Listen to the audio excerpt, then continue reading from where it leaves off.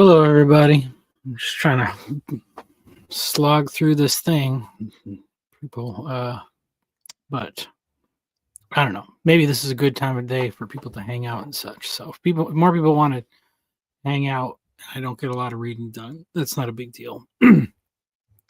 But I did decide. So I started making these little AI videos in what's this thing called Notebook LM, and figuring out if I just give it the certain chapters, they come out a lot like better. It gives me more specifically what I want, but I don't want to flood my channel with a bunch of random AI stuff. So I was thinking that I would rebrand my other channel and make an AI for AI slop things.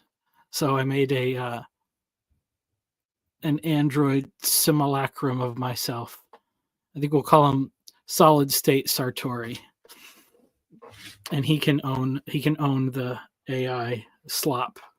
It's not really that bad. It's not that sloppy. I mean, well, when you consider that the prompt is several thousand words of real text, it's pretty. There's some effort put in there.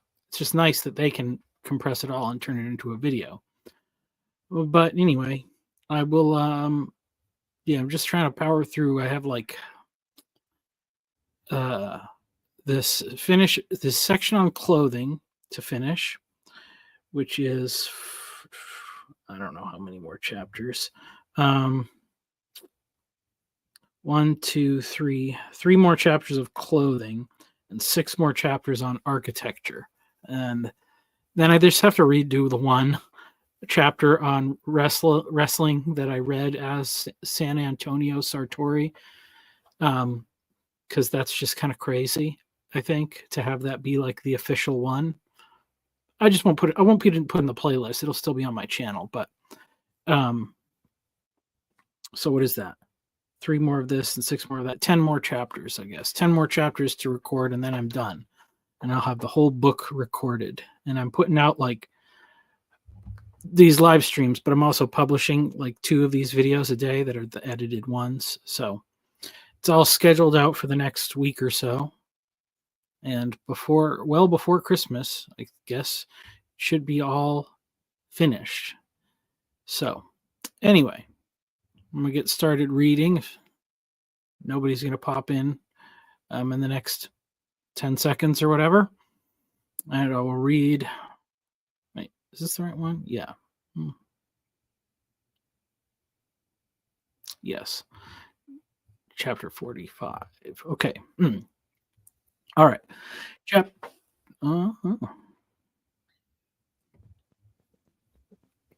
Hello.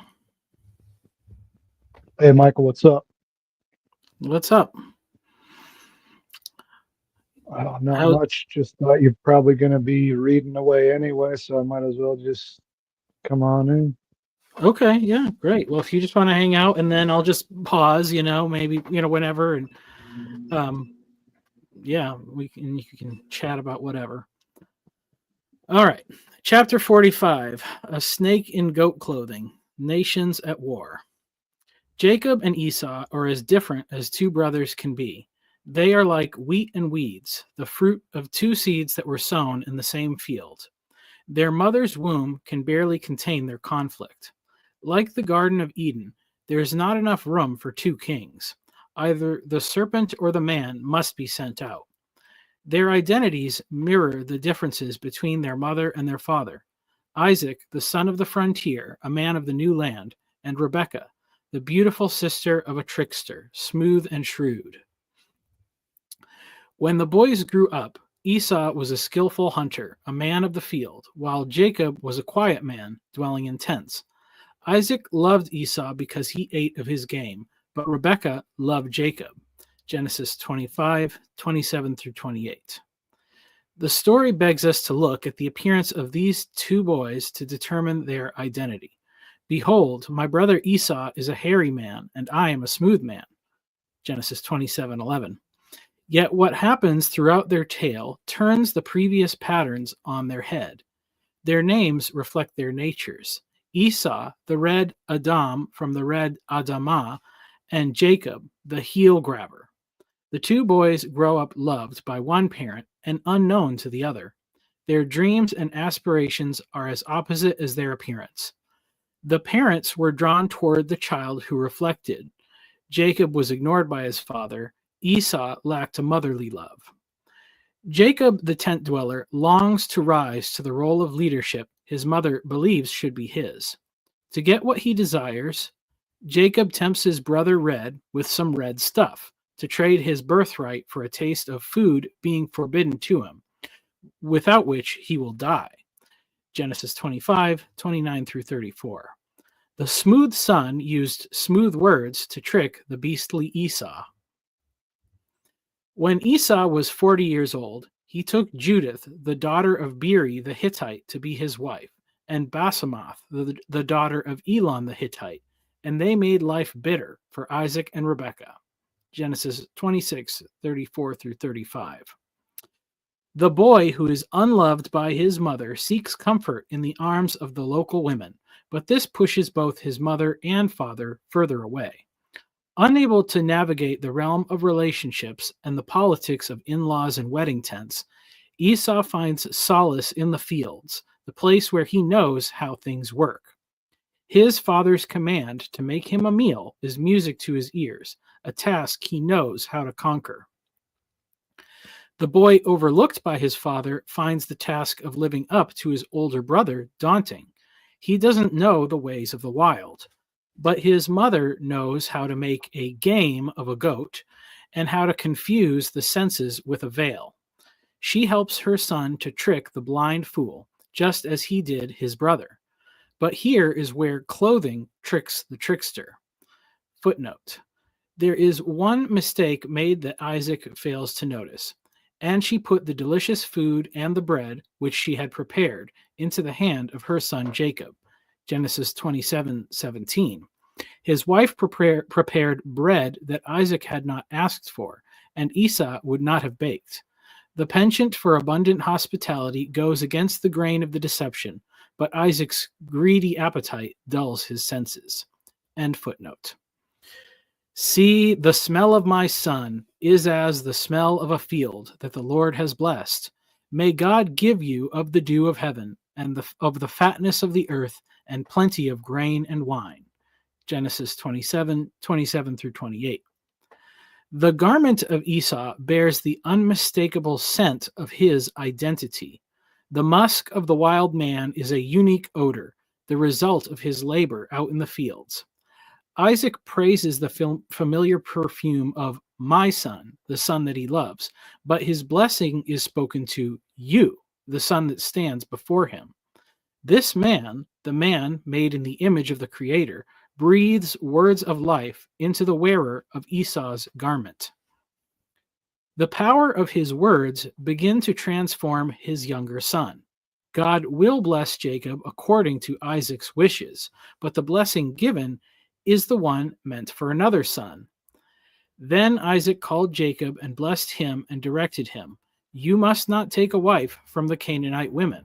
Arise, go to Paddan Aram, to the house of Bethuel, your mother's father, and take as your wife from there one of the daughters of Laban, your mother's brother. Genesis 28:1 through 2. Jacob's transformation begins as soon as his feet leave his father's camp. No longer is he the son who will dwell in tents. As he sets out to seek a wife from his mother's family, his new home is the field beneath his feet. Taking one of the stones of the place, he put it under his head and lay down in that place to sleep. And he dreamed, and behold, there was a ladder set up on the earth, and the top of it reached to heaven. And behold, the angels of God were ascending and descending on it. And behold, the Lord stood above it and said, I am the Lord, the God of Abraham your father, and the God of Isaac. The land on which you lie, I will give to you and to your offspring. Your offspring shall be like the dust of the earth. Genesis 28:11 through 14. The son who strikes the heel, the smooth and shrewd, the deceiver of men, has been chosen by God. He will become a man of the soil and father children like those formed from the dust. In the land where he is going, the deceiver will be deceived. The tent dweller will be deceived by the tents of his mother's brother, but the foreign fields will make his father's blessing true. Well, that's the first little chunk. Any thoughts? Oh, I've got lots of thoughts. I don't know if any of them are thoughtful, but geez. So I read I've listened to some chunks here and there of your readings, and then I read one of your chapters, and it seems like you take a lot of your symbolism from Genesis. Yeah, for sure. And it's me and my wife just actually got done reading Genesis. It took like a year because we'd read like a chapter a week. Yep. And it's like I've gone through Genesis a few times in my life. And every time I do, it's like when I'm in that, the latter part with Jacob and Isaac and everything, I'm aware that there's tons going on that I should just slow down and like read some commentaries or something. But at the same time, you're like at the beginning of the Bible and you just want to move, And yeah, and that's kind of how I felt when we were reading it. Like what is going on? Like in a lot of Genesis, I'm like, and it's confusing because Jacob isn't necessarily more godly than Esau. It's from what we can glean from that description. He's not like more. It almost seems like he's more dishonest. Yep. And but yet he's the guy. He gets all the blessings.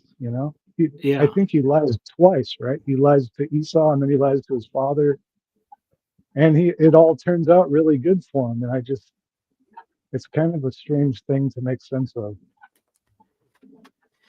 Yeah, I think it's all in this chapter. I can't remember because basically what happened was I started doing that like in the previous one. I was going all through Genesis, and my thing with Genesis is like I think that because I believe all this stuff literally and stuff, and I think that Genesis is the mythology for the whole world. Like after Exodus comes next, and that's like the start of the specific story of Israel. But even at the end of Genesis, it says that there was the famine. It was in all the earth, and all the people from all the nations came to Egypt to buy grain. So like that, even that part of the story then is something that to some degree is captured and filters into like all the mythologies of all the other people. And I think it is obviously the book where you have the most like parallels with myths from other cultures, because you have the flood, and the older it goes, the farther you back it goes, the more universal. So everybody has a creation story. Many people have a flood story. Slightly less people have a kind of Babel story, but it's still pretty widespread. But even still, so it's kind of like, you can see how all the other nations, they start to forget stuff over time, or they start to like twist the details around. And it's almost like, I think the job breaks down and gets worse. Yeah. So I think it's like the job. And this is the thing that I think bugs me is that like, maybe, if you have this kind of like Western canon or like classical, whatever, they're all like, the Greek myths. And they just like all the Greek myths, if you want to get anything out of them, you have to correct them according to Genesis first. That's the way I see it. And then anything that's not in Genesis, that's not a parallel, you can take it like, yeah, maybe that happened too. That's something that happened in another place. But like, but there's things in there that don't, well, they just, they don't line up with what the Bible is teaching. So, Right. so it's like, well, if you're going to say it's like just as valid, or it's like so important, like we need to remember this. It's like, I don't know. Like, I mean, cause that's the thing, You mean about other mythologies? yeah. Well, cause like there's a lot of people who are like, we need to preserve the Western canon. We need to remember these classics. And they're all freaking Sure. out about it because people don't care about them as much as they used to. Like the majority of people don't. And the way I see it is it's like, Yeah. if And it was Christians who used to care about them anyway. Yeah. Like Aquinas and all those people, they're the ones that preserved them. Yeah. And the way I see it is like, if people in general are forgetting it, it's like, if God's allowing that to happen, he's not worried about, like, God's not going to forget it. So I think that it's okay if some of these things fade from our collective memory to a certain degree, or maybe, they like, they fade away. And then when people rediscover it, like from a book, instead of having this like unbroken tradition, they actually, maybe they don't import some of the like bad habits that are currently associated with some of these things. So that's just the way I kind of see things like happening over time. So, I The mean, bad habits that are associated with these things, you mean like ancient Greek problematic things, or oh, I just mean like, okay, so I mean, you can do this example from like any tradition, because it's like you can always look back and be like, oh, okay, so let's like use the example of like the medieval, like the people that are all like, oh, the medieval worldview, the Catholics had it right then, and then for some reason we went away from that. And it's like, I think if you went back in time, the people that had this like supposedly like almost perfect worldview, probably very few of them were actually like living it out in sincerity. But everybody that's just reading it from books is actually kind of reconstructing it in a purer form. Like, because we don't know how much people were saying the right things and then doing something like, well, I mean, we do know that a little bit. We do know that there was like priests and monks and stuff that were visiting prostitutes and things like that, but it's like, so it's like the stuff that gets put down on paper is good. It's even like what Jesus said with the Pharisees, hey, listen to what they say, do the things they say, but don't do the things they do. And we kind of don't even know exactly what all the things they were doing were. Maybe, we don't know how bad they were. It could have been really bad. I mean, when he says like that they make somebody twice the son of hell that they are, like that sounds really bad, but we don't know. We don't have like a specific detail of what that means. So we're just imagining it. And a lot of times I think we're probably not imagining it as bad as it really was. So,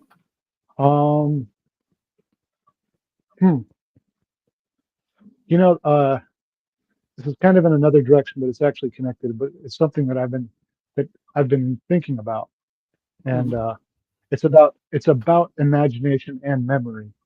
And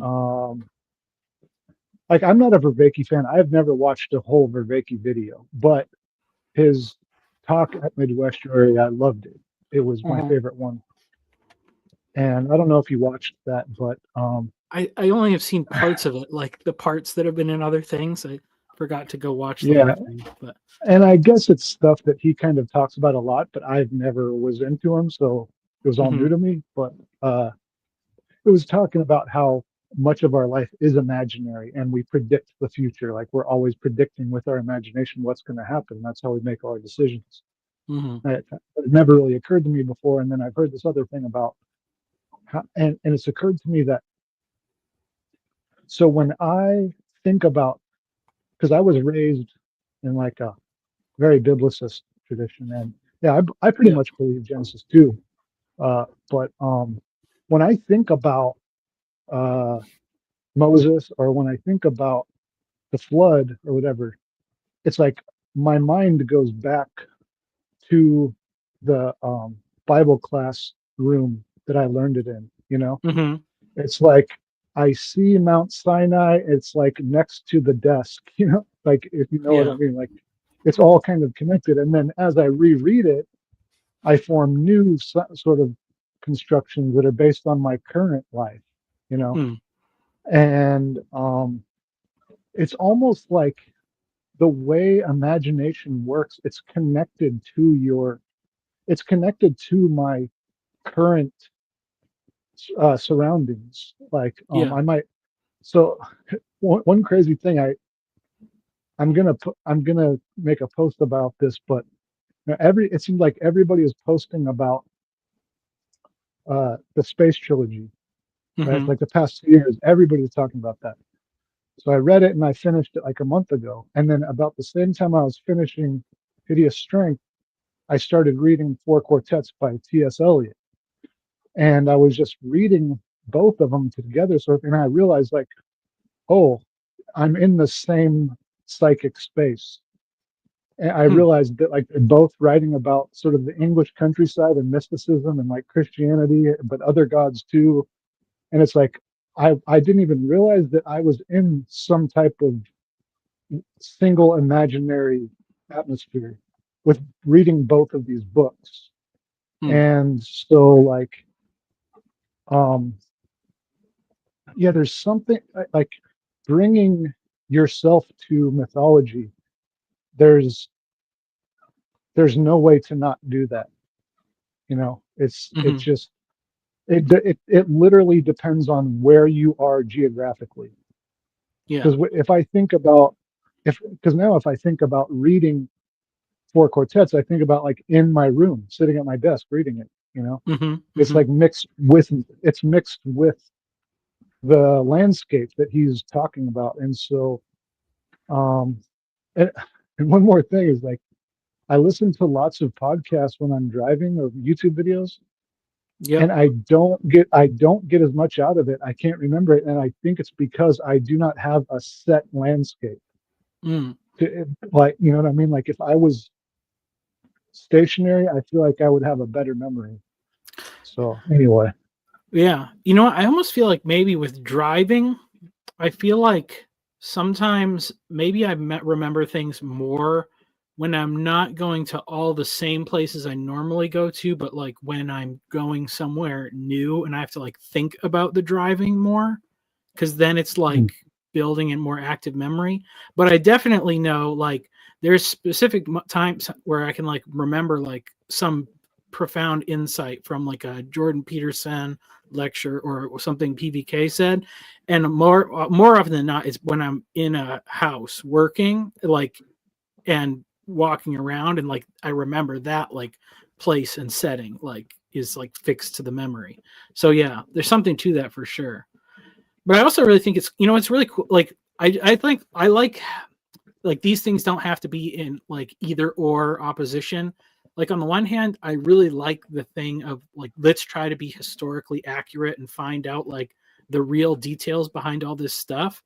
But also like yeah, I love how like in all the places where that wasn't possible, you see like the art from Christians where they always like are drawing and painting the scenes from the Bible and it looks like whatever their culture is, like because they're just like, yeah, well, here's Italy the or story, something. and so they're like, well, yeah, these are other Chinese people, so let's just draw them. Let's look like Chinese people, or draw them to look African, or whatever it is. Like, so that's like cool how that's like you can see that the imagination is in play of like how they're reading it. So Yeah, yeah. Um, yeah, like taking Genesis literally. Like I'm I think I'm like 5% theistic evolutionist and 95% young Earth creationist. mhm. Like I'm a little bit open to it, and I think it's interesting and there's good points, but why not just believe the Bible?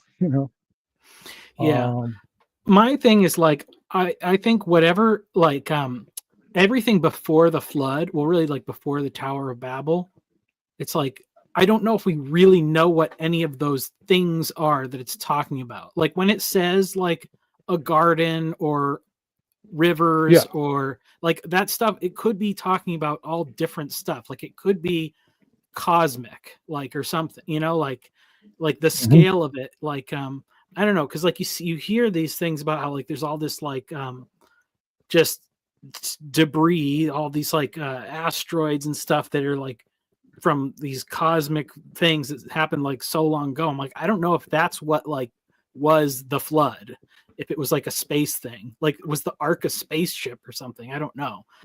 It's like I don't know, but it's like some, because I know there's like some people that have like a really far out there ideas about some of that stuff, and I think it's just one of those things where it's like it's too big to actually wrap your head around. So I try not to like hold too firm of a concept with some of it, you know. Yeah, and it's good to just remind myself that it isn't what I imagine. Yeah, but I do think like all the people, it's like they're real people. That like that stuff, like, you know, all Adam and Eve and Cain and Abel and Noah and all them. It's like, well, yeah, I mean, because Sure. it's like once Noah and his sons step off the boat, those are the same kind of people that we are. So, and that, you know, roughly has got to be similar to the 10 or so generations preceding them. So, like, so even that, it's like, you know, you could take like Genesis 1 and be like, oh, who knows? But once you get to like Genesis 2 and it's like Adam and Eve in the garden, it's like, I just take that all as like, yeah, that's true. That's what I think. Like, I don't like any of that stuff where it's like there was other people outside the garden and stuff like that. I feel like that's all, And they were that's like the first conscious people with yeah, spirits or all something like that. trying to solve a problem that isn't present in the text. It's all trying to solve something to do with like later ideas. So yeah.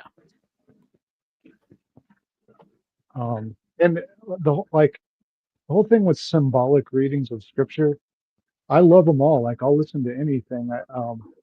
I think Mm-hmm. they're like infinitely true, but I feel like, you know, if Jesus actually rose from the grave, because that literally happened, then why not just believe the rest of it? You know, like, Mm-hmm. and I feel like if you, I guess, if you don't actually, like, if you don't really believe that Jesus physically resurrected, then I feel like all the rest of your symbolic interpretations are like suspect. You Mm-hmm. know, like if you Yeah. believe that literally, then I'll take you seriously. But if you don't believe that, it's like that's I don't. It's tough to express what I mean, but it's like there's there's possibly an infinite amount of proper interpretations of a verse, Mm-hmm. but there's also like an infinite amount of incorrect interpretations. Mm-hmm. Well, yeah, I And mean that's kind of thing. If it's like in all these things, only one thing happened. We don't know what it is for sure. And as long as we don't know what it is for sure, the significance of us being wrong isn't that great. Like, you know, like something like local flood or whatever, any of that stuff. It's like, you know, whatever. Okay, you know, if you're wrong about that, it's not really that big of a deal. But yeah, once you get to that, like the point of the resurrection, I think it certainly would, I would say, it doesn't, like, I don't think that some people maybe even aren't saved if for whatever reason they like are living as if they trust God and they have faith and all this stuff, but they have a weird idea about that. Like, it's not, I'm not saying like maybe they're not saved or something, but I do think it's like, yeah, I'm not going to listen to your interpretation of like how the Bible all fits together. If you get to um, a weird place on something like the resurrection. yeah, because that's the gospel, you know. Yeah. So it's like, or it's a huge part of the gospel. So it's like, you know, I mean, even like some of the fathers had like symbolic, unliteral interpretations of the Old Testament. Like they didn't believe in like the genocide or all these things. And it's like whatever. I mean, they still believed in Christ, so I'll still take them seriously. Yeah. But Yeah, it's like some of the, it's like within any of those groups of heretics, some of them believed it for like the right reasons and some of them probably believed it for the wrong reasons. And so, you know, that's up to God to like yeah, sort through that stuff. So why do you think Jacob got the blessing in all this? Is it just a mystery that we don't know, or do you think there was like a reason? I think I kind of put something through that in this um chapter. Maybe it's like some part of it is like like I think that I mean, this is like my Calvinistic kind of thing, but I think that like God's choice ultimately does have to be um above our choice, but part of the way that that plays out, or that manifests, is that he chooses the people who are the least likely to choose him on their own, you know so Hmm, but it is, I that's think, me. yeah, I think it is some sort of that interplay of like it. And I almost think if it's like when we play like silly games with God, like, oh, I'll only follow you if you do X, Y, and Z. And a consistent Calvinist will be like, well, God's sovereign and he can just, destroy you. And how dare you do that? But because he is like a loving father, he like will go along with our childish games so that we will trust him. Like, I think the way that he behaves towards us so that we trust him, it takes into account all of our faulty assumptions.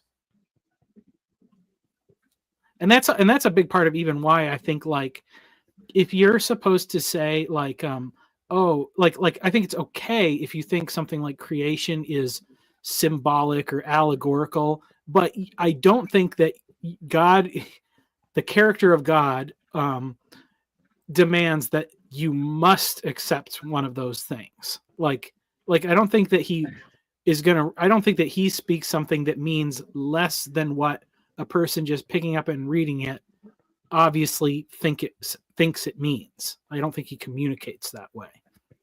I mean, really, to try to figure out how God judges our souls, like what criteria, is just like impossible.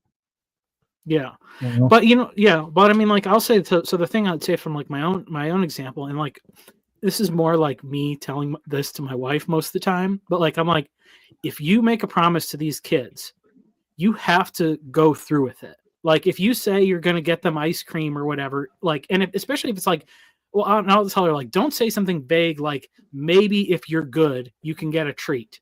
Because, and then you decide, if you're going to say that, you better give them the treat. Because if you don't Right. give them a clear thing of like, this is what good is, and this is what isn't good, and then you say, well, you weren't good, so you're not going to get the treat. That's like so unfair. They have no idea how to make sense of something like that.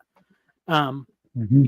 which honestly, I mean, and that's even the way it's like when God says, like, the day that you eat of this tree and you will die, what the heck do they know that? How the heck are they supposed to know what that means? Which is why it's like they eat Right. it and they don't die because they didn't know what it means. Um, Okay. and then that part that you were reading, where Jacob is, sleeping on the stone, and that next part is a something I've actually been reading a lot lately, where he says that prayer, and it's like he wakes up and he says, "Surely God is in this place," and then he like makes a vow to God, and it's like, if you just give me food and clothing or whatever, then you'll be my God and just go with me, you know. And it's almost like You keep he going. I gotta go. has, yeah. So at that point, Jacob kind of has a something of a conversion experience after I think that's where he sees the angels on the ladder. Is anybody even watching this?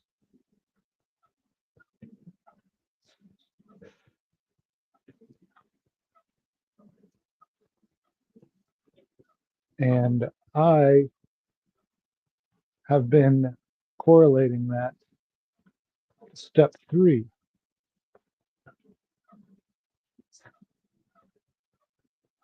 Um, I've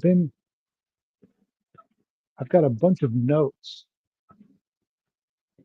about a project I've been working on. I've got about 3 videos so far, I think, on my channel about how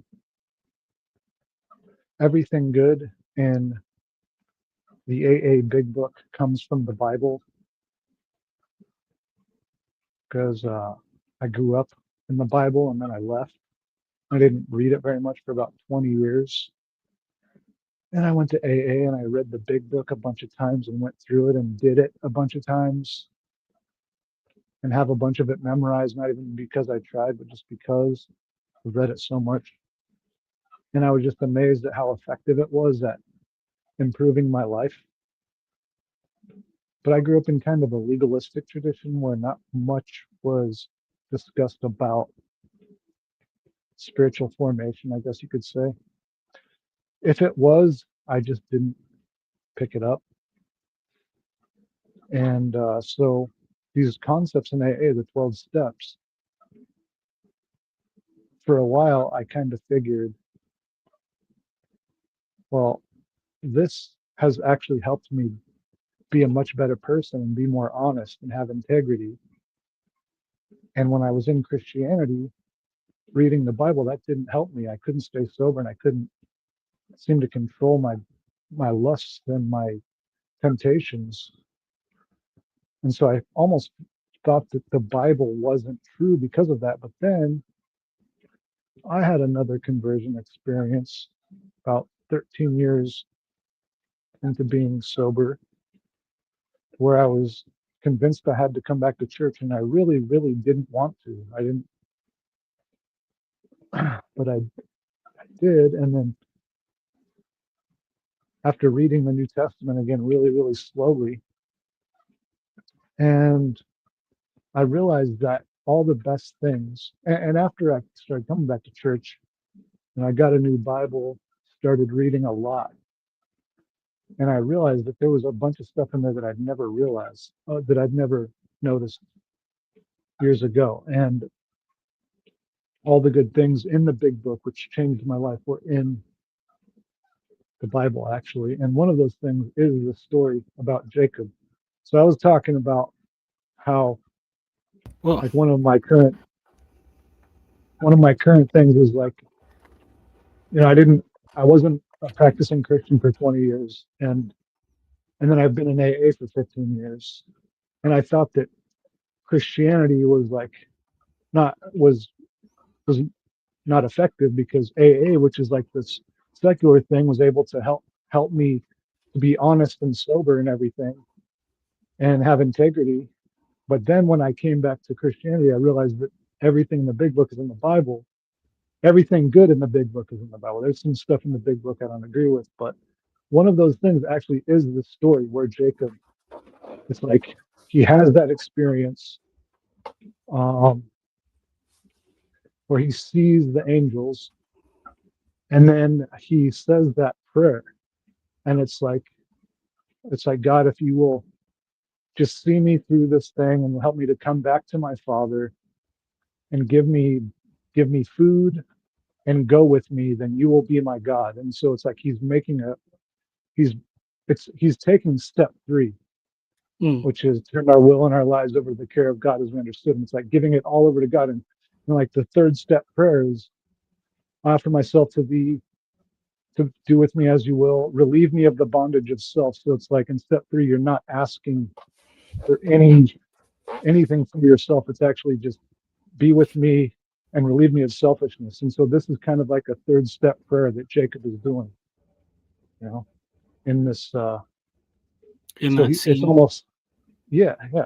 Yeah. I don't think I got. I know. I think I cover all this stuff at some point there, but I go to that part later on because I was going through it like Right. kind of thematically. So I was like getting all the like parallels of all the little sections, and then going back to the beginning and doing it again with all the other little details. So. Yeah, I know you hadn't read that. I didn't know if you were going to go there, but that's Yeah, a section I've been visiting a lot.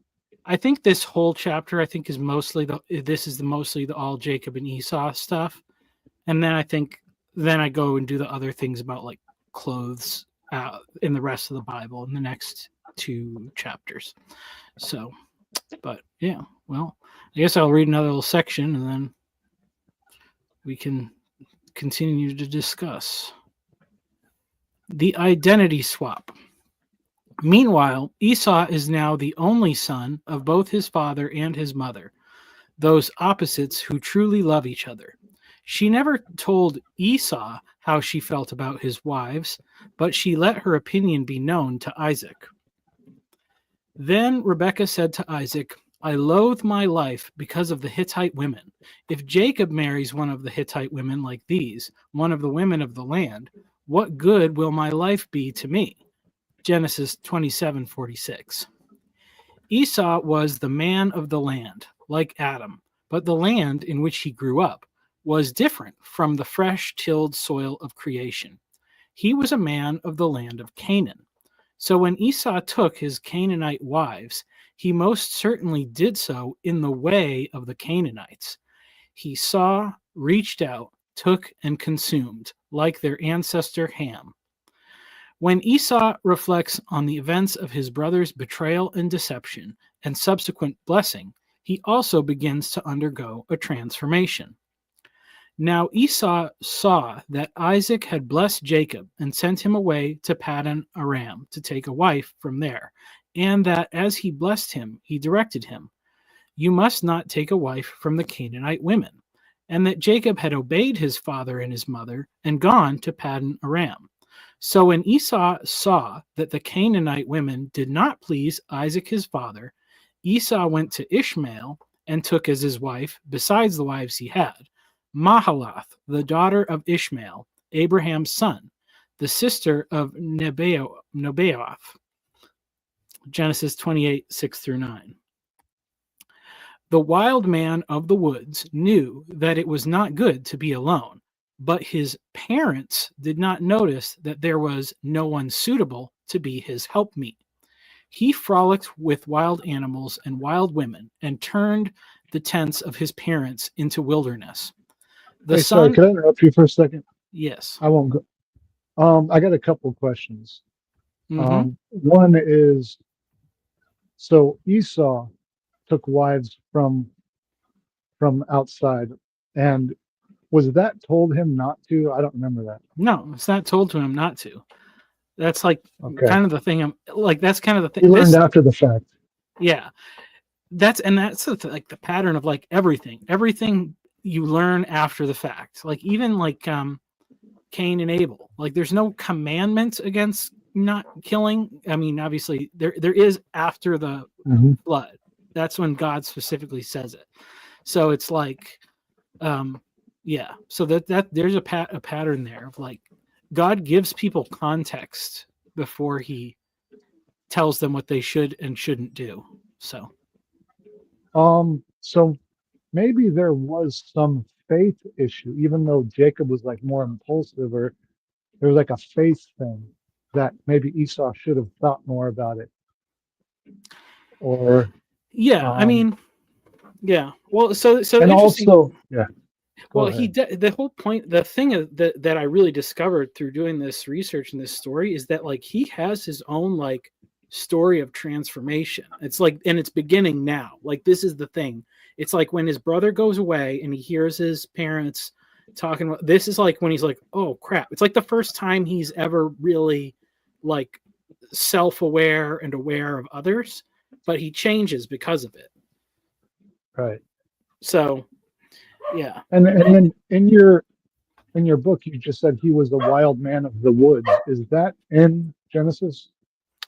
Well, I mean, because it says he is a hunter of wild animals and things like that. Because one thing that's occurred to me lately is, being in Wisconsin and spending a bit of time outdoors. That is actually a symbol that is missing from the Bible, is the woods or the forest. It's not really in the Bible very much. Well, you know what it's much more present, and I think this is even one of those things that you point at as like a young Earth or like rapid climate change things. once you get into the period of like David and Solomon, Saul and David and Solomon, there's a lot of woods imagery, like because Solomon builds a palace that's a forest. His palace is a forest palace. Yeah, I mean the story of David. That's pretty much the only mention Hold of on. woods I can Grab think of. again.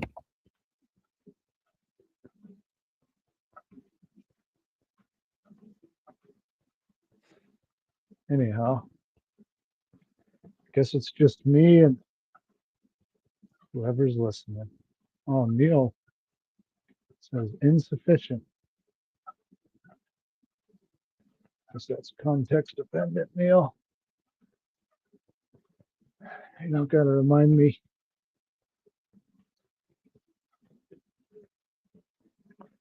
I don't really have any hot takes. I'm just trying to not sin, you know what I'm saying? Trying to not get led into temptation. Oh I yeah. was So having anyway. a private conversation with the chat. Oh, okay. Yeah. So No. and somebody it's that guy that I talked about in the other one too, James B. Jordan. He talks about that change, because the food, like Is that the deer, Theophilus guy? yeah, deer get mentioned a lot more, and that's like the food is like the wild heart or whatever. So it's like, oh yeah, something about that, like when Abraham's there digging wells, it's like a very, I mean, it makes sense if you think about it, because it's like 400 something, 500 years earlier, that it's very much like a new, like grassland kind of place. But then over that period of time, like forests do grow. So yeah, it's an interesting thing that there's like a change of like climate and geography between And the two a eras. lot of forests will grow because fire is suppressed. Mm. Well, like here in Wisconsin, like really old forests, they're like these savannas where the trees are very dispersed because they're the only trees that could survive fires. But then in all the places where they've suppressed fire, it's like really thick forest. So it's like yeah, I don't know. Interesting. Anyway. All right. So maybe when the land was settled, it actually grew the forest. Yeah. Because people are suppressing the fires. Probably so. Yeah, I mean, makes Because sense. there's like out in western Wisconsin, it's really, really heavily wooded. And I was reading an old book about it, and they said that like the first explorers came out, and there'd just be like prairies and trees scattered here and there, you know. Yeah, well, and that is weird. you do see that here too, because it talks about like Abraham and Isaac and them, like the oaks of Mamre. It talks about, so it was almost like whenever there was like a tall stand of trees, that was like a big deal, kind of like an oasis, essentially, because it was a shady place. That's where they wanted to pitch their tents or whatever. So, yeah, And oaks are the trees that are fire suppressant. Oaks can be very solitary, like, yeah. They don't necessarily like get along with a lot of other trees. They want all the space for themselves. Yeah, that's like the only those are like all the only big trees they have down here in this part. They're all live oaks, which are kind of funny because they don't have oak leaves, But that's what we got down here. But yeah, those are evergreens, right? Yeah, pretty much. I mean, they drop a lot of leaves, but I don't know if they typically get like all the way bare. So yeah. Cool. All right. Was it? All right. Where was I? At the top of the page? I'll just start at the top of the page. The wild man of the woods knew that it was not good to be alone, but his parents did not notice that there was no one suitable to be his helpmeet. He frolicked with wild animals and wild women and turned the tents of his parents into wilderness. The son of the blind father finally sees a way to break the cycle of destruction. Esau saw the blessing, saw his brother obey, saw the displeasure of his parents, and then reached out to his father's brother, Ishmael, who had reconciled with Esau's father, and took his daughter as his wife. But Esau does more than just see, he hears. The words that Isaac had prophesied over his eldest son had begun to sink into Esau's bones. His fury did not last long, and he quickly made peace with his role and stewarded his brother's inheritance in anticipation of his return. Behold, away from the fatness of the earth shall your dwelling be, and away from the dew of heaven on high. By your sword you shall live, and you shall serve your brother. Genesis 27:39 through 40. As Esau begins to transform from a beast into a man made in the image of God, he begins to reflect the image of God, of the God who hears. In acceptance and anticipation of his new life, he chooses a wife who will be a good match for the unknown future ahead of him. In choosing a daughter of Ishmael, his uncle, Esau also finds a role model who can guide him through the wilderness, another older son cast out of the land of Canaan in favor of his younger brother. You shall call his name Ishmael, God hears, because the Lord has listened to your affliction. He shall be a wild donkey of a man, his hand against everyone, and everyone's hand against him, and he shall dwell over against all his kinsmen. Genesis 16:1 through 2. Yet more importantly, Ishmael had learned how to reconcile with the fate of being passed over. Though their brotherhood began in contention, Isaac and Ishmael buried their father Abraham together. Footnote: Isaac and Ishmael, his sons, buried him in the cave of Machpelah. Genesis 25:9. But to take a respected woman as a wife meant becoming a proper husband. Like the courtship of his mother Rebekah, Esau would have had to approach his uncle and his cousins with honor to take their daughter and their sister as his wife. Mahalath was in essence the daughter of a king. Her wedding would require Esau to become a bridegroom of royal status. Let him kiss me with the kisses of his mouth, for your love is better than wine. Your anointing oils are fragrant. Your name is oil poured out. Therefore virgins love you. Draw me after you. Let us run. The king has brought me into his chambers. Song of Solomon 1:2 through 4. The anointed Solomon represents the pinnacle of a kingly bridegroom, but the transformative power of the anointing oil has its roots in this story. For at the same time Esau is preparing to wed, I guess, I missed the word, Jacob is receiving his promise from God, which he seals with an anointing. So early in the morning, Jacob took the stone that he had put under his head and set up for a pillar and poured oil on the top of it. Genesis 28:13. Marriage magic. Oh, well, I guess I can pause there too. Any more thoughts on that section? No, I have a quick thing that I said oaks don't like other trees. That wasn't necessarily true. Mhm. They can a lot of times survive where other trees can't. So I just wanted to clear myself up. I just don't want to be saying stuff that ain't true. Yeah. Well, I know Josh is the yeah, you can come on if you want. I mean, yeah, I'm trying to get through the reading, but also to have chat and whatnot. And so if I don't get through the reading, that's okay. Because Josh is the arborist, so he yeah, good call correcting your tree facts or whatever, I guess. All right, I'll keep going for the time being. Marriage magic. This ritual represents marriage magic. This ritual presents an image of ancient symbolism, synonymous with a betrothal to wed. It represents Jacob's ties to the land God has promised him, the land his family is wed to. Jacob pours oil on the stone, a product used for grooming to keep the hair and skin of tent dwellers like Jacob soft and smooth.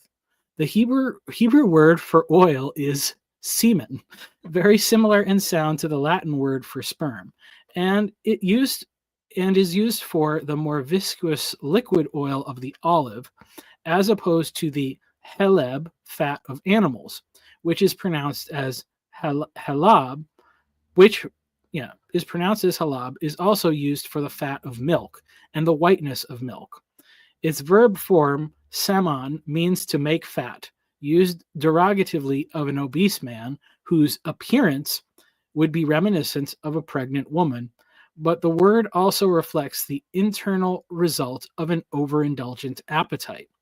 When the Lord speaks to Isaiah of the people's hearts becoming fatted, the verb is saman, but the excess of fat itself found clinging to the organs of an overstuffed animal like foie gras is heleb. While the reasons for distinction can be very important, there is enough similarity to the range of terms to categorize both semen and heleb within the same symbolic family. A similar statement can be made of our English word semen. Though thought to be derivative of the Latin term, the Hebrew definition fits the distinction now made between individual sperm and the viscous, milky liquid that envelops them. Both women and men bring forth an oil of anointing. The man gives his to the woman to make the woman grow and bring forth life, while the woman fattens and nourishes a child. While there is not... this is like this is why it's rough drafts, because I was like, I'm going to just explore these rabbit trails and just see go with it. Let's just see. There was some parts when honestly, when I was reading the chapter that I read for your audiobook, there was parts where I was busting up and I had to edit out because I was like surprised with what I was reading. Yeah. Well, you know what? I mean, this is the whole thing. It's like, I mean, Jonathan Pageau, like, I like him and all that, but it's like, he's like a little prudish, I think, because there's like so much sexual imagery in the Bible, and like, it's not like a bad thing. I mean, it's like a really important part of creation, but I know it's like hard to like talk about it appropriately or whatever without offending people. But I think he's like a little too shy about it. I mean, or whatever. I mean, he's doing his thing. He's having all his success. There's places for that, and there's places not to do it too, I think. Like one time I downloaded Origin's commentary on Song of Songs, and like in the introduction he says, if you haven't conquered all of your lusts, then you shouldn't read this. So I just didn't read it. So now you said, okay. That makes sense. Well, I mean, that's a whole funny thing. Michael Martin, he talks about that. It's like all the theology of this stuff of like, it was all married by these celibate dudes in like monasteries that weren't married or, didn't like, I don't know. There's a little bit of I don't know. I guess there's a little bit of, but I don't think that the ancient scriptures were written by celibate dudes. I don't know. Except probably Daniel, because he was probably a eunuch. But I mean, some of it probably was, but yeah, Moses wasn't, Yep. Peter wasn't, Yep. and probably a lot of other guys. I mean, Paul was, I guess. Potentially, there's some people who think he probably had a wife at some time, like he might have been a widower or something. Which, I mean, I don't know. I don't know. Either way, but he was celibate when he wrote it because he said, "Be as I am," or whatever. Yeah. So. Yeah, and also, I mean, well, I'll just say, because with that verse, it's like somewhere else in the book, I talk about like the different messages in Corinth, Corinthians, and like Ephesians and First Timothy. Like they were very different environments. Like Corinth was like, it was like the sex crazed city, whereas Ephesus almost like it was like the feminist, like girl boss city. Yeah, So like Diana, there, right? so it's like, oh, you gotta like take those contexts a little bit more. It's like he has some little different messages for different people. I mean, I think it's, Yeah. it requires interpretation. But Do you think sometimes our problems with lust and just like the reason we have a reaction to a word like semen is because we've gotten away from kind of the biblical understanding of the body and like kind of yeah, like we're perverted in our mind as far as what these things are and what their proper place in our lives and head is and that. And so like you end up with like a timidity of like not wanting to bring up a word like semen, because it's been so like we live in a sex crazed world, you know what I mean? And so like, well, at least I don't know, in the West, I feel like we do. Well, yeah, I mean, I think a lot of it is really like, and now you mean, yeah, I said biblical or just like honest, like, it's interesting because I know like my wife and I, got some books like for children and stuff that are like, they're designed to teach kids about that stuff, like at an age appropriate level, but it's very much like, oh, like this is like the thing that we now know of like research, like the thing of like, oh, don't talk about that, or like talking about like private parts as being like naughty areas or something like that. That creates this mystery that makes it more enticing but also confusing, and it makes it a lot more possible for like abuse, where it's like if you teach kids like the proper names for things and tell them like, only, mommy and daddy are the only ones that are going to touch you here, and only when we're giving you a bath, only when we're helping you go potty or something like that, and no one else is supposed to, and if anybody does, you tell us, and you say like, why are you touching my penis? And like for like predators and stuff, like they're usually, because they didn't get even that formation, like that is like freaks them out, like they will not try to pursue something if the kids are even just well informed enough to know, like, it's like that whole predatory culture like relies on a thing of like shushing it up, and it's like, shh, don't tell anybody, and it's okay, and so And probably like talking about it with kids, like sexualizing their conversations or whatever. Yeah, and you don't I have don't to, and it's like, and you don't have to tell them, you don't have to teach your kids like there are sexual predators. You just tell them like, this is what these body parts are for, and you tell them like, when you grow up, they will be for other things that you're not for now, but like you don't have to tell them all of the ways that if you tell them what basically like this is the good design for all this stuff, then whatever is outside of that design is not right. So you don't have to teach them all the things that are wrong if you do teach them like the things that are right. So yeah, but I think, and I think sometimes the church has probably made it a little bit worse by trying to maybe like manipulate people's behavior by controlling the narrative or whatever. So because I think I think sometimes relating our bodies to like you guys were just talking about trees a little bit ago, and like talking about it with my daughter, and that like I told her like a seed wants fertile soil, right? Like this is where this is the appropriate place for the seed to go, is inside the earth, and out of that comes a tree.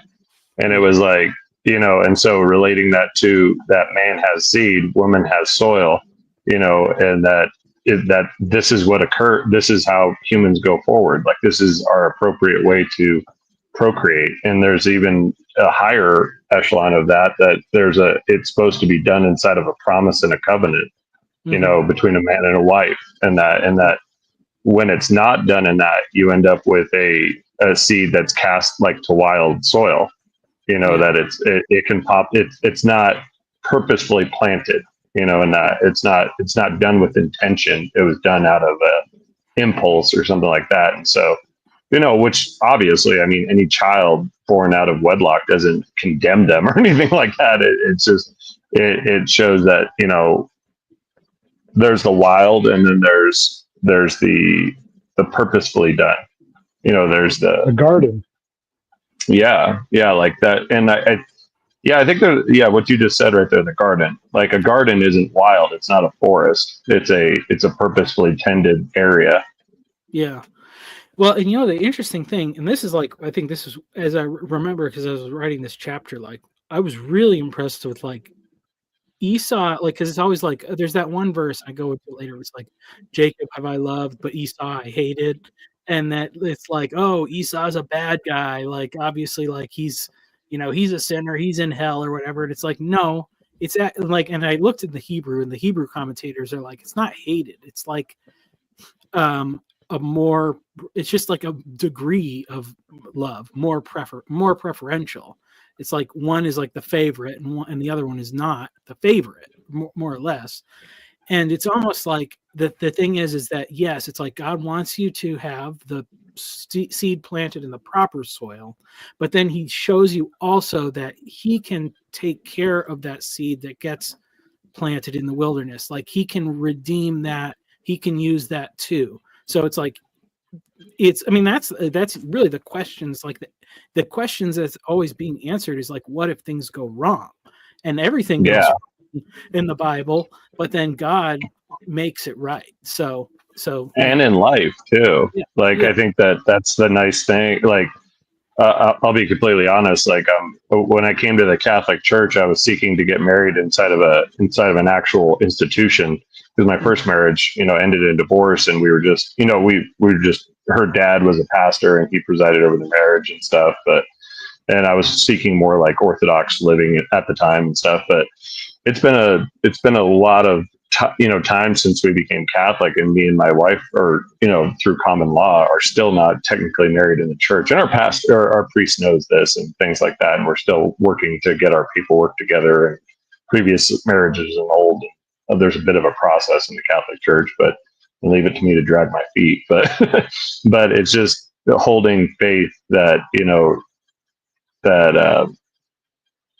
my life is not screwed, like, oh, screwed that up, so now everything's just a wash.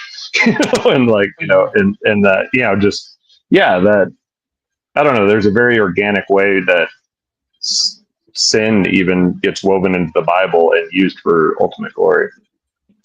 Yeah.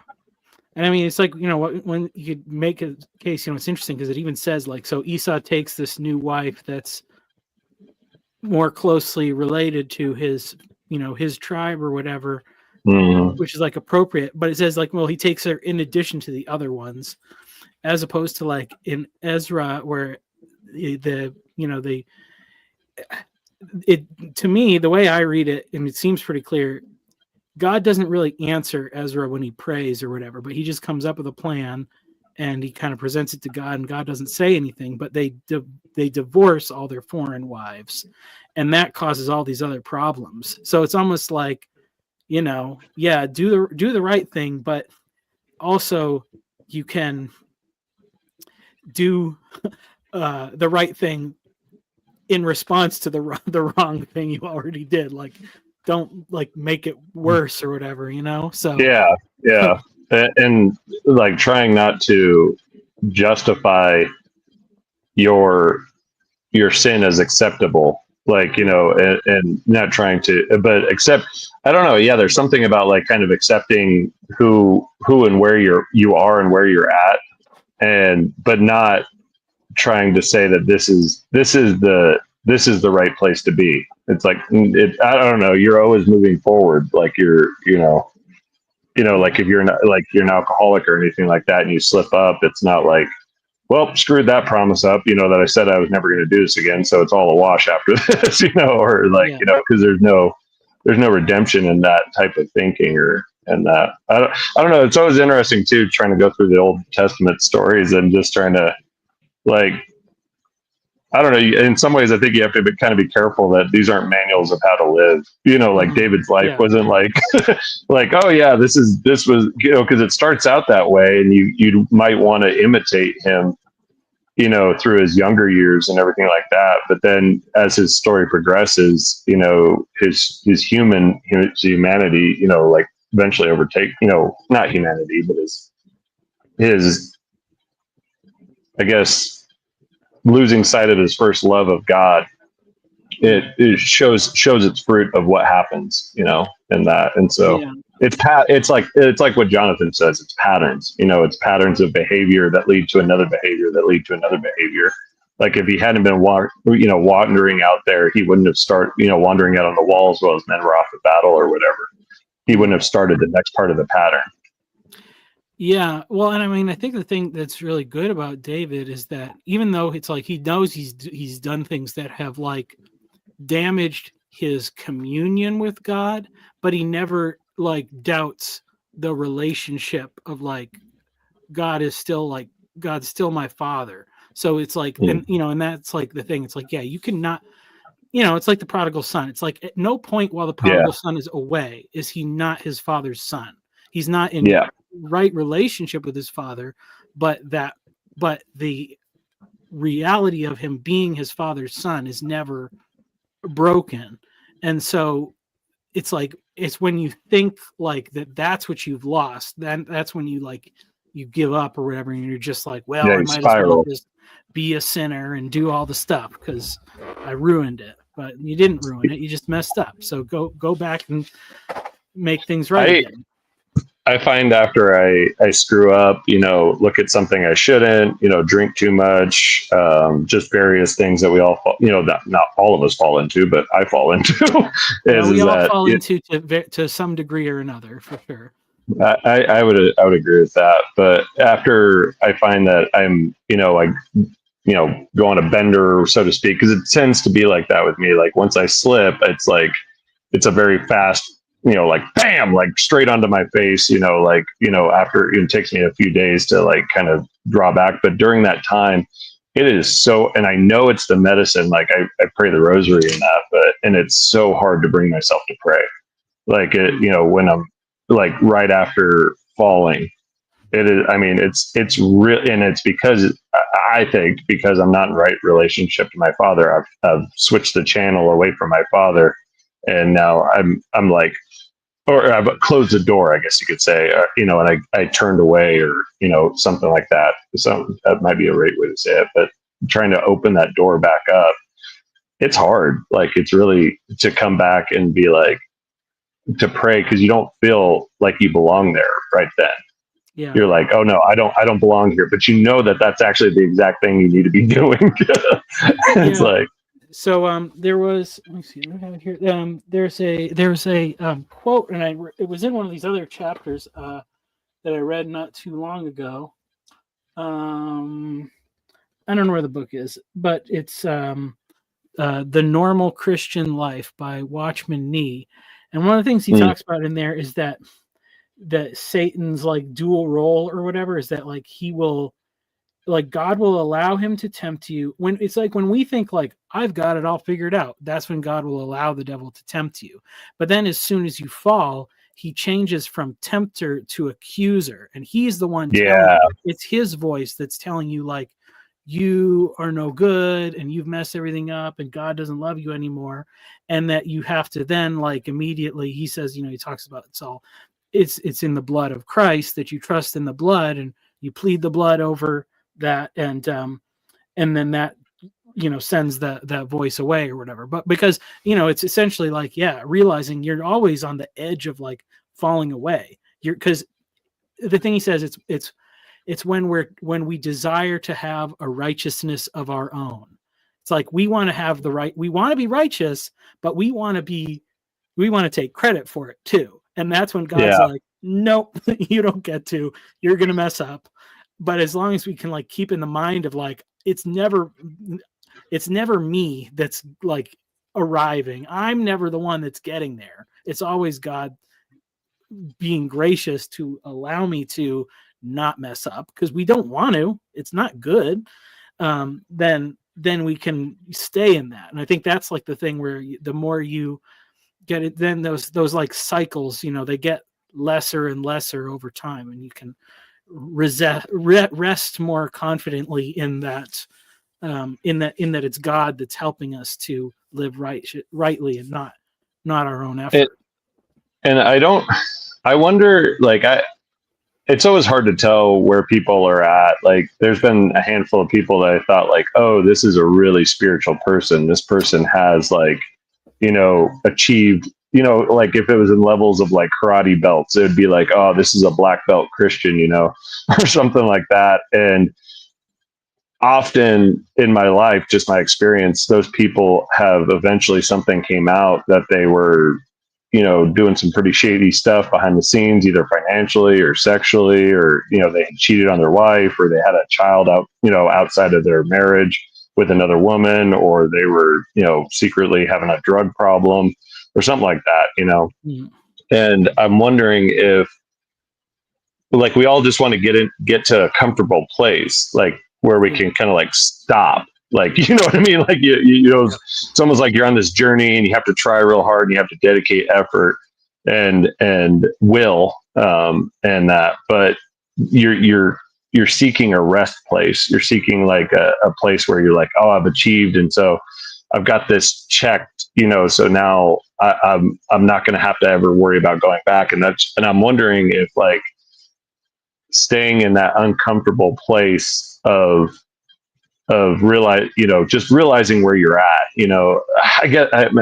just an uncomfortable place of being like, cause I don't know, some of my biggest like spiritual kind of aha moments or whatever have come like while I was really having a hard time in that. And I'm wondering if like, that's actually part of where you want to stay. Like, that's the sweet spot, I guess you could say, like, trying, not being there, but mentally being there, does that make sense? Like, and emotionally being there to where you're constantly ready for yourself to betray you, like, for your, I had this boss, like, when I was like a couple years sober, and I like worked the steps, and I was starting to get my life together, and he became like a really close friend. Actually, he's an older guy, and he's like, Mark, after a while, you just got to stop looking for trouble, because it will find you anyway. And it's like, I mean, even if I get to a spot to where I can resist temptation or whatever, there's still just going to be trouble in life, and and it's like, I think it's like weed in the garden, that you weed and you weed and you weed and you're like, I got them all. And then like 4 more pop up the next day and you're like, dang it. I thought I sterilized this thing of all the bad seeds, and it's like, no, they're still in there. There's a seed bank in the soil that'll pop forth when it's ready. I mean, I've got to hope that, like, by God's grace, like my greater inclinations will be taken, hopefully before I'm dead. You know what I mean? I've already made a lot of progress in a lot of things, and I just, like, I've got to believe that they'll be that. But even then, it's like Christ said, if you want to follow me, then you got to take up your cross. Yeah. And so it's like, even if you're doing the right thing, there's still a cross. But then he also promises, I'll give you rest. So yep. So it's like both the cross goes with the rest somehow, and it's kind of mind-boggling, but it's always a I think it's always a temporary rest. Like I don't know that you get to like you look at the image of Christ carrying his cross, like what we're talking about, and he's given no rest until he dies. I mean, then, well, not even then, but the works, I mean, depending, I guess, on how you whether you believe he went to hell or not and ascended 3 days later and that, but it's not like, I don't think the Christian life, I think you're given periods of rest, valley highs, valley lows, things like this and that, but I don't know that with the Christian life that you're signing up for a peaceful life. I don't know that. I think you get to know a peace, but I don't think it's a life where you're not at contention with yourself almost permanently. I don't know how you guys feel about Thing is, that, but it's, Well, I have known like older Christians who were Christians for a really long time, who I really think were absolutely genuinely joyous. And I don't think that I really don't think they had any secret big sins. I mean, I think they had sins I think, yeah, they're because, simple almost. but They're almost like very simple people. Like you'll find an old yeah, lady who's just been, just like, just has this peace yeah, and this joy about her. And it's like, to me, that's the black belt Christian. Like, yeah, like some of these for older sure. people that have just found this super simple way of living. And, Yep. but that's not been my experience. My life has just I've tried to be simple, but just with the Or somebody like necessities of Ron. life. Yeah. well, I mean, this is kind of a main reason why I wrote the whole book, and kind of a key thing is that, I mean, a lot of my thing was like, yeah, I was working in a church that was very much like go, go, go. Like everybody needs to be saved, and like we need to be doing the work all the time, and like you got to make sure you're living right because you might be, backsliding or whatever. And it was like so exhausting.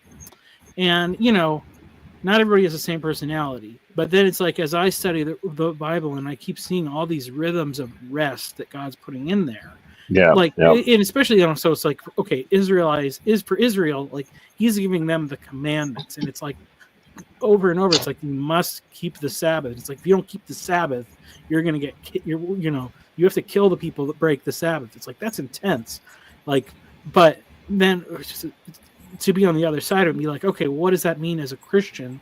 And I think, for one thing, if you're just trying to not do bad things, that's a really bad program. That doesn't work.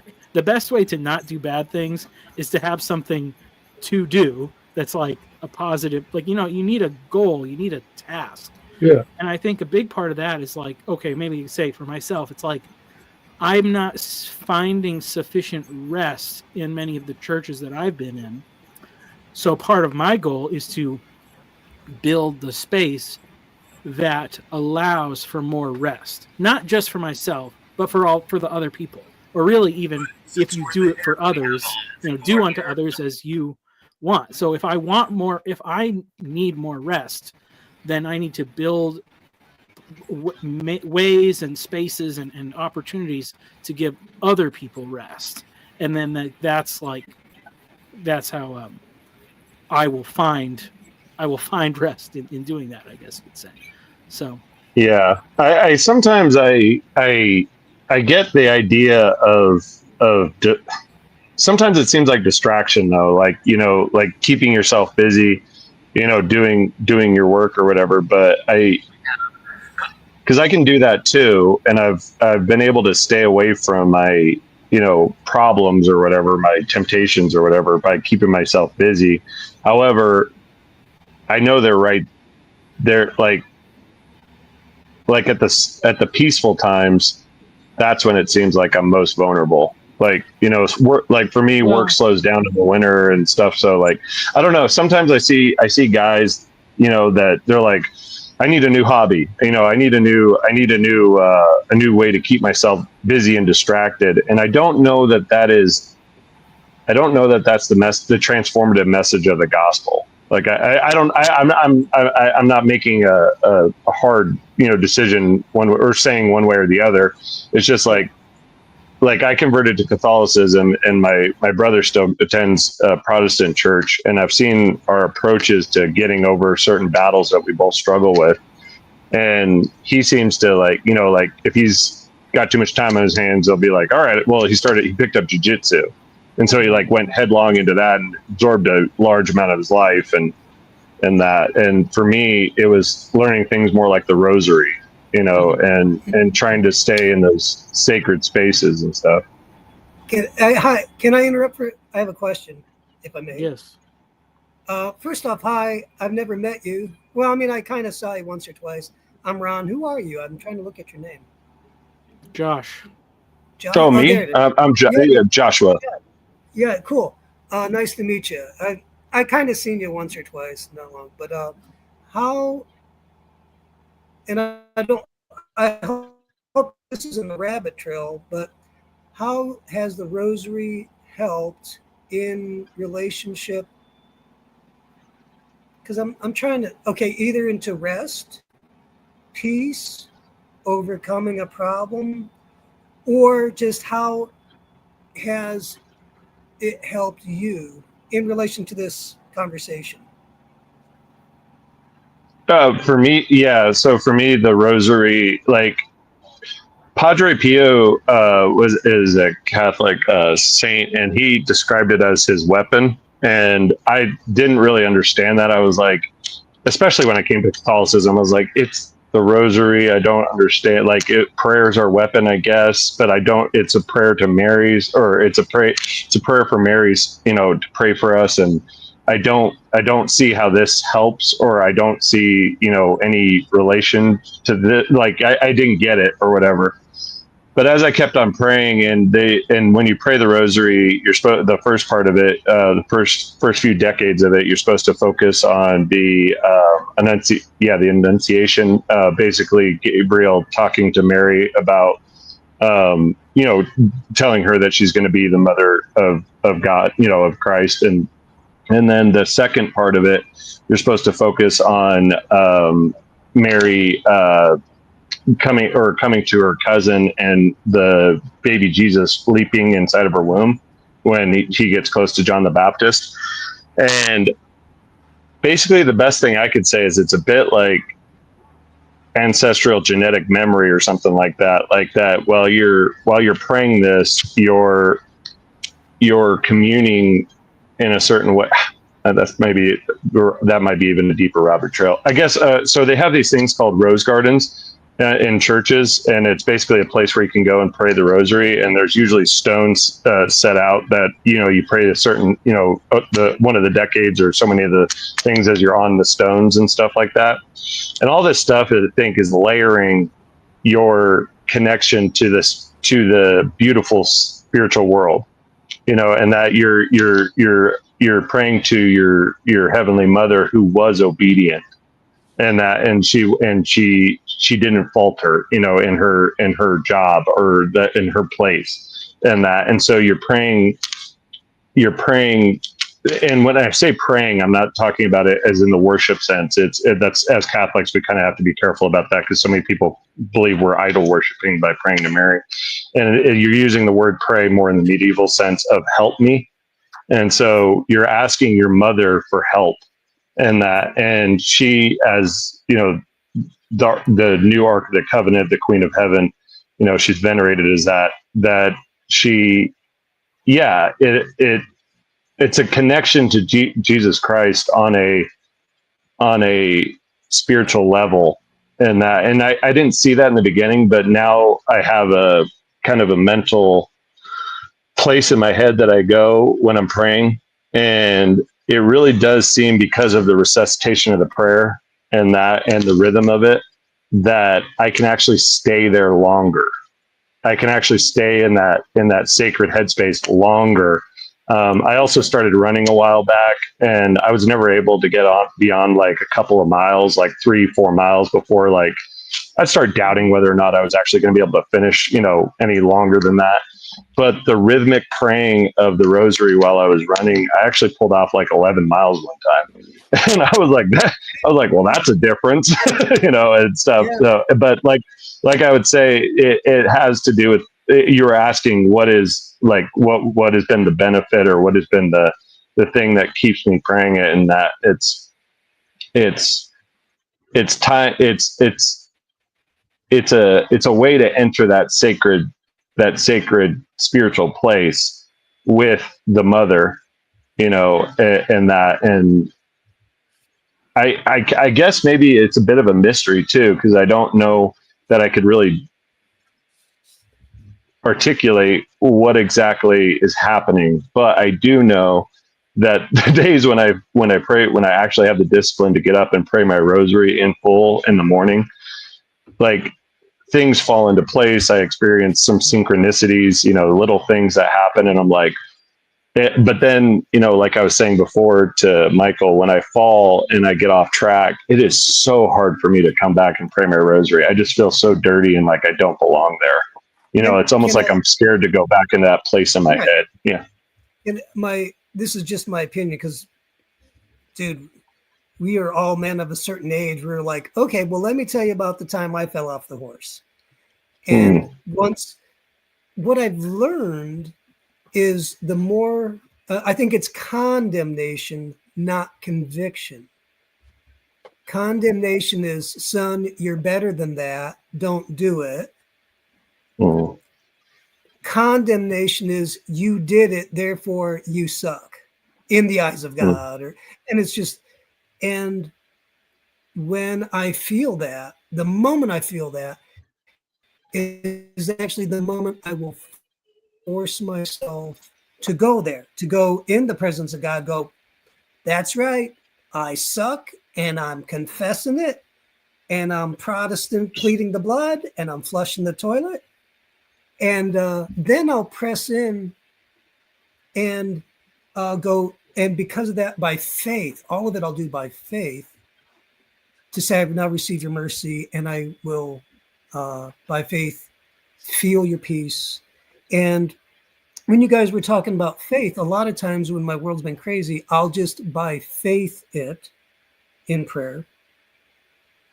And then when I do that, I've seen him be incredibly faithful in responding to my faith. And I see the rosary. I'm part of St. Francis of Assisi in Muncie, Indiana. I'm not Catholic, but like, I've been there so much, everybody knows my name, and I'm cool to go pray there. But with the rosary, I find as a tool. Yeah. That is that faith.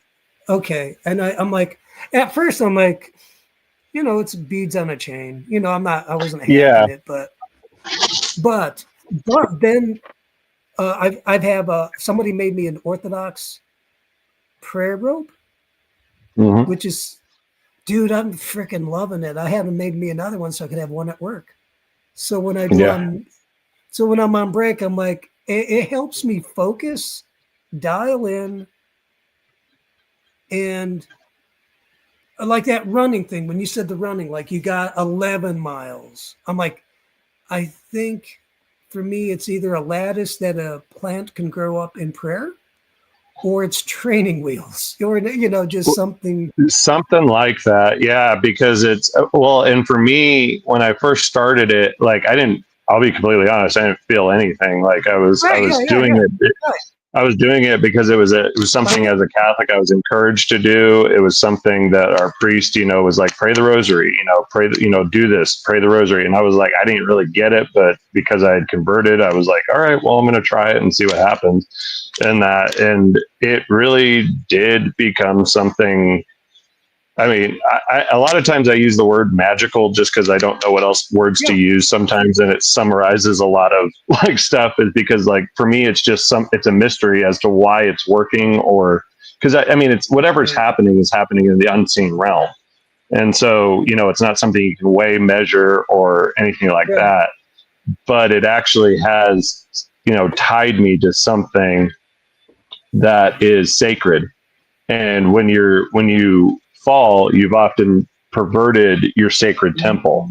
You've overconsumed alcohol, you've done too much of a drug, you've looked at something you shouldn't have, you've in some way violated your temple. And so this is a direct path back to square one of where you should be, in the garden, with Christ. And like in my head, like in my place, it's usually Mary is feeding Christ, and she's there, and she's just she's building that person of Christ that came out of her body, in the physical world, because he was nerd. I've tried to make it. No, Oh, sorry. Yeah, we might have gotten Michael off track. My bad. Oh yeah, Fine. no, dude, we're in the weeds. It's fine. Sorry. Oh, So that's all where right. were we, Well, Michael? Well, I'll just say, one of the things, and this is some of the stuff I've been studying in writing this book, and like, I think maybe why, like, because I've seen how all those things pop up over time, like, or how all that stuff develops, and the good reasons for it. And so, in one aspect, it's like it's really great, like we can create new things. So, like, because there was no like, I don't think there was a vision from heaven or whatever to like put beads on a string the first time or something. That's somebody coming up with a useful way of doing things. And then the more I look at like, a lot of the Old Testament stuff and like the Jewish law and the Jewish way of doing things, so much of it is tying the sacred to the normal mundane things of life. And so to me, that's like the effort of, it's like, okay, well, I mean, yeah, if I get a habit, I can borrow a habit or a custom or something from anywhere. And if it works, it works. It's like, it's great. I'll say like one, like I have all these books here, real books. It's hard to get the time to read real books. So you know what? I'm gonna be sitting on the John in the morning every day. So I'm gonna say, hey, I'm gonna spend that time reading a real book. And Yeah. I'm like making it like Me and you think the same. I mean, it's like, and it's like you need the constraints of like, I'm gonna purpose that. I'm gonna tie that thing that my body's gonna force me to do to something that I know I should do because it's good for me. And it makes it easier. But even then, it's like, but all the things. So it's like, okay, every day you've got to think about food. You got to think about clothing. You got to do these things. And if you tie those into like your communion and your relationship with God, it's like, okay, well, just as much as like, as I'm getting like food ready for my kids, this is like God, giving me my daily bread in some way. So it is about like tying all those things together. So for me, that's the discovery, and trying to get it more wrapped into the regular, like not sacred seeming aspects of life. Because it's so hard when you're like, oh, I need to have, I have to have my hour of quiet in the morning and have to be in my place where I can read my Bible the right way and do my prayers the right way. And it's like, well, yeah, but then anything, throws a kink in that plan. A monkey wrench. And then you're all off kilter. But if you build those things into all the kind of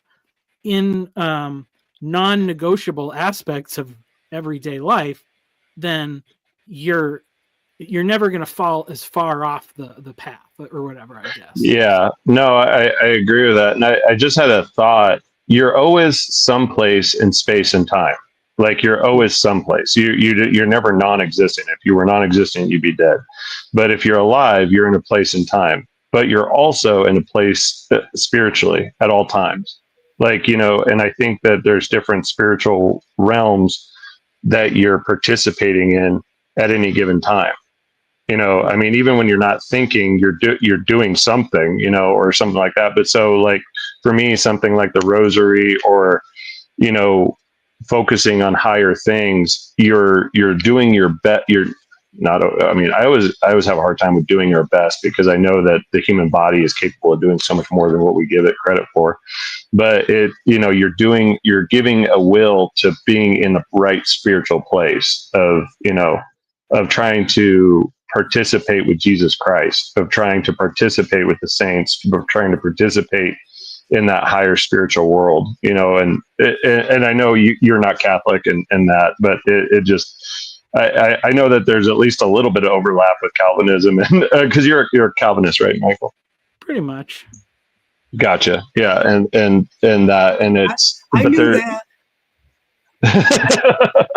But and that's kind of where I came from. My dad found Reformed theology, and that's what I started adopting. But it was I guess going back before the Reformation, and after I walked away from God. And what I mean by that is I guess I had gotten to a certain point in my life, and I was like, well, I'm a Christian, I'm saved, I go to church, at least a couple, times a month, twice a month or something like that, at least. And yeah, that's good enough, I guess. I feel like I've checked all the boxes, I guess, as far as that goes. And I stagnated, and then life just got really bad and crazy and everything like that. And then coming back, I was researching a lot of stuff on YouTube, and I was just trying to find the church that Christ started, because it seemed like all the churches that I was participating in were just, I don't know, they'd come about, they last for a couple of years, and then they go away. And I was really hurt by that. Like all these people we called family, all of a sudden we didn't talk to them anymore, because of a kerfuffle with the elders, or a kerfuffle with, church leadership, or a church decision. Like I've been in my small town, most of the churches that are in existence have fallen apart in my lifetime, fallen apart and resprouted as another church, or the pastor left, and there was a lot of people that left with him, and then it resprouted, and I was so tired of that cycle. I was like, that cycle of, let's get together. Okay, now we need a lot of people, we need a lot of converts, and the Spirit's moving. And then it was like, then something happened, and it started to, there was cracks, and then something, it was just all these layers of things. And I was wanting something more solid. And like, that's what I like about the Catholic Church is that long after I'm gone, my daughter will still be able to go right back to the same, it's very good chance that same church is going to be in existence, for another 75 years. It's been, St. Margaret Mary here in Cortez, Colorado has been in existence for 75 years. And there's a really good chance it's still going to be here for another 75 years. It's layered, I guess you could say. It's laminated with multiple generations. And like when I go to church, it's not crazy to hear about a family name that has had, 3 generations, 4 generations inside of the Catholic faith, and that. Yeah, well, and that's one of the things where, like, I, because my dad was a pastor, and I never really wandered away, and then I wanted to raise my kids up in the right way, but at the same time, I've obviously seen like the power of like that kind of more conversionary mode of Christianity in like, and the thing is that really, it's like there's traditions tend to either have a lot of strength in that mode of passing things down from generation to generation, or for reaching people from outside and bringing them in. But for some reason it tends to be either or, and I don't think it should be. It should be both to get, both working together. And so that's where I'm like, how do we get that part that we're missing without losing the thing that we're good at? And I think, it's kind of neat for me because actually I brought my dad on PVK's channel, and he shared his story, and like he came from Catholicism, but he had a born again experience and had all this deliverance and stuff, but he stayed on good terms with his family, and so it's like, okay, well it's not about leaving Catholicism, it's about going somewhere else where God's leading us for our part of the family, and we're still in communion with that part of the family. And so it's like, that's part of my story. And then like with my wife, she's got similar, she's got like, so on her mom's side, like her grandmother was Jewish, and her grandfather was Greek Orthodox, and they got married. And then they were like, well, whose church are we going to, whose thing are we going to do? Well, yeah. let's just go to the Baptist church. And so then so that's what they did, and so it's like all these streams, come together, like, and so all of that's like part of the history represented like in my children. And then, and so it's like, well, if any of those people didn't do what they were doing at particular time and places, like I wouldn't be here, they wouldn't be here. So it's like, and I think that is kind of like a lot of what's going on in this kind of corner space and stuff, is people are learning to figure out how we can get along and respect each other's differences of opinion, and just the fact of like, God's doing a lot of different things all over the place. Yeah. None of us can can see or grasp all of it. But we get our own little part to take care of, and it's good that he's doing other things other places too. Yeah. I struggle with the whole, like, I don't know. I guess I still haven't formed my opinion, and I guess it's not something I should try to form an opinion about, but it, like the idea of the one true church, and, the idea of, because there's problems with, going on right now with the Catholic Church. There's always problems with any church and that, but at the same, I don't know. Do you think that there's, what's that? Well, I mean, it's like, okay, in one sense, it's like, well, all Catholics will tell the Protestant about how united they are, but then, I can see what's going on out in public on and it's like there's a lot of squabbling going on within the Catholic Church. It's not like, yeah. What does it mean to have unity? Like, I think it's spiritual unity in that we all gather, and Francis Chan was just, I just caught a podcast from him, and, do you know him or heard of him? Yeah. Yeah. He kind of, I think, hit it when he was like, what is the most sacred thing we do? Like, as Christians, what's the thing, as Protestant Christians, what's the most sacred thing that we do? And he was like, is it communion? And that he's like, and because he was even saying, he's like, several times I'll be giving a sermon and I'll kind of, be like, I'm running out of time for the church, for what we, for the allotted time of whatever, they decided was the time that they were going to have that, that Sunday or whatever.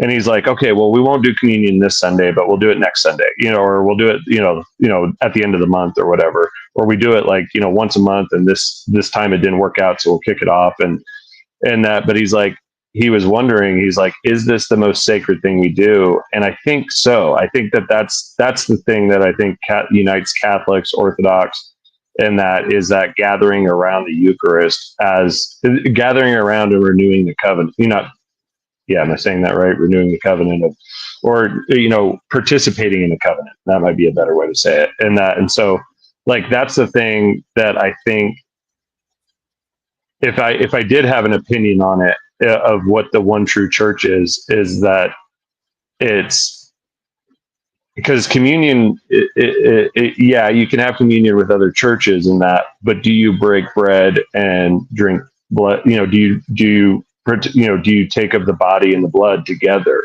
Because that to me is like, that's the and any good Catholic, I would imagine, even though they might not understand the full, a lot of Credo Catholics don't understand what all the nuances of the Eucharist are, and I mean, which are fairly simple actually, but it's gathering around the body and the blood. I mean, oh, sorry, you got to get going.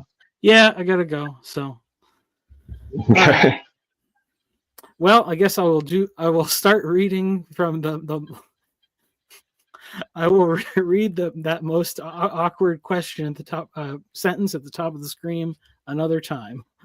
There we go. Sounds good. Sorry to get you off track. All right. Okay. Good to talk.